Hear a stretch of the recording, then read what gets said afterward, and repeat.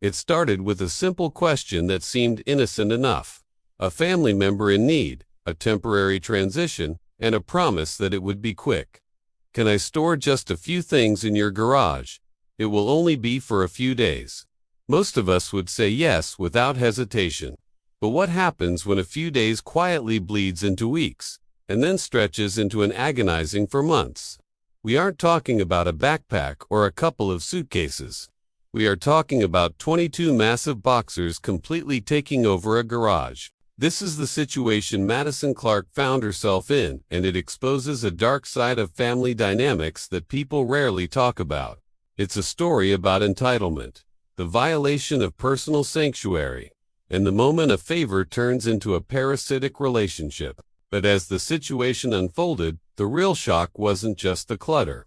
It was the realization that getting those boxes out might require destroying the relationship entirely. The most dangerous favors are the ones that lack a deadline. In this case, the sister employed a classic manipulation tactic. By framing the request as incredibly short-term, just a few days, she lowered the homeowner's defenses. It feels petty to say no to a 72-hour request. But once those 22 boxes crossed the threshold, the power dynamic shifted instantly. The boxers were no longer her problem. They became the homeowner's burden. This is where the resentment begins to fester. You have to understand the physical reality of 22 boxers. This isn't just a corner of a room. This is an entire parking space. It is a blockade. It's not just cardboard and tape. It is a physical manifestation of a broken promise. And the most frustrating part is that the sister knows the boxers are there. She knows the timeline has expired. She simply doesn't care enough to act, because her problem is solved at someone else's expense. For months is a long time. It is a third of a year. In that time, seasons change, holidays pass, and yet the boxers remain. The homeowner is likely struggling with the concept of their home being a sanctuary. Your home is supposed to be the one place where you have control, where you can breathe. But when you are acting as an unpaid storage unit for a relative who is ghosting you, that peace is shattered. There is a psychological toll here. It creates friction not just with the sister, but within the homeowner's own household. Imagine the arguments with a spouse or partner. "When is she coming to get this stuff? Why haven't you called her yet?" The clutter becomes a wedge in the homeowner's own marriage. Reports suggest that physical clutter is directly linked to elevated cortisol levels, which means stress. So, by leaving those boxes, the sister isn't just borrowing space, she is actively harming the mental health of the people who tried to help her. But if you think the solution is just to ask nicely, you might be in for a rude awakening. The conventional advice for this situation usually sounds very diplomatic. Experts often suggest sitting down for a calm, direct conversation. They tell you to use gentle statements, like saying, "I feel overwhelmed by the clutter," to avoid sounding accusatory. The idea is to foster understanding and avoid conflict. And in a perfect world, with a rational person, this would work. You would express your need for space. The sister would apologize profusely, and the boxers would be gone by the weekend. However, we have to look at the facts. A person who dumps 22 boxes on you and disappears for 4 months is likely not operating with the same level of empathy or respect as you are. They have already broken the social contract. Being soft or gentle with someone who has already taken advantage of you often signals weakness. It tells them that there are no real consequences for their actions. As long as you keep dialoguing and understanding, those boxes are going to stay right where they are. And for those who think it will sort itself out eventually, there are horror stories that prove otherwise. If you think for months is bad, you need to hear the story of a man who goes by the name McKemmon Freedom online. He shared a chilling reality check that should terrify anyone currently holding on to a relative's junk. He revealed that his wife's son was moving and stored items in their closet. It was supposed to be temporary. That was nearly 20 years ago. They still have his things. This is the ghost scenario. It happens when you are too polite to draw a hard line. The temporary favor becomes permanent furniture. The owner of the items mentally writes them off. They don't need them, but they don't want to throw them away.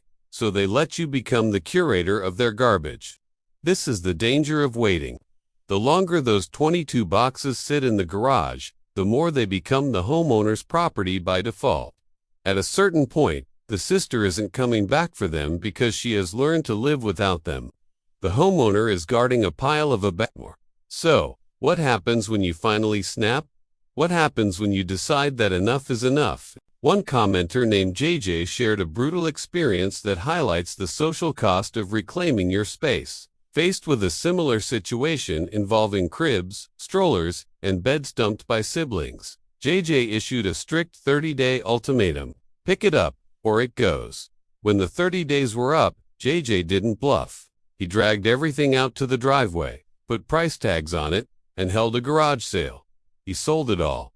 The result, the garage was clean, the money was in his pocket, but the family fallout was nuclear. He admits he is now the black sheep of the family. This is the reality you have to weigh. Are you willing to be the villain in the family narrative to get your life back?